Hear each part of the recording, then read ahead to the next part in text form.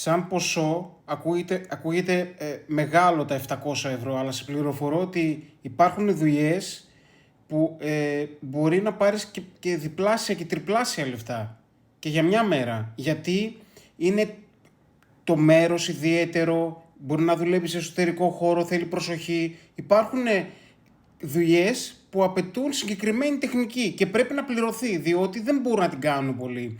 Στο βίντεο αναφέρω ότι μιλάω για έτοιμα κάγκελα, για περίφραξη ή για μπαλκόνια, σε έτοιμα πλαίσια, τα οποία πας βιδώνεις και έφυγες. Δεν απαιτεί τεχνίτη για να κάνεις τοποθέτηση, διότι όλη την δουλειά την κάνω εγώ στο εργοστάσιο. Κατά συνέπεια, εσύ θα πάρεις ένα κάγκελο έτοιμο. Οπότε, για να μην πω παράδειγμα, πάρε 500 ευρώ σε 2 ώρες και φύγε, γιατί θα τους κάτσει περίεργο. Γιατί για να ξέρεις ότι για να φτάσεις ψηλά πρέπει να πεις χαμηλά. Θα πρέπει να πάρεις τα 500 για να πας και στα 1000.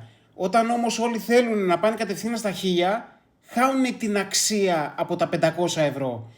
Και δεν μπορούν να καταλάβουν ότι τα 500 ευρώ είναι πάρα πολλά λεφτά για 2 ώρες δουλειά. Γιατί πραγματικά για να βάλεις 30 μέτρα κάγκελα, που για κάποιους ακούγεται μεγάλο νούμερο, αλλά για μένα που τα κάγκελα φεύγουν χιλιόμετρα κάθε χρόνο από εδώ πέρα, 30 μέτρα κάγκελα δεν είναι τίποτα, είναι 15 λεπτά δουλειά, ωραία.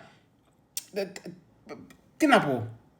Υπάρχουν άνθρωποι που κοστολογούν τη δουλειά τους για να βάλουν, ας πούμε, 5 βίδες, θέλουν 700 ευρώ και 1000. Ωραία. Εντάξει, αυτοί οι άνθρωποι κάνουν παράδειγμα 5 δουλειές το μήνα και όλοι οι υπόλοιποι που δουλεύουμε, ας πούμε, για 400-500 ευρώ κάνουμε 500 δουλειές το μήνα. Οπότε βγάλε εσύ συμπέρασμα τώρα.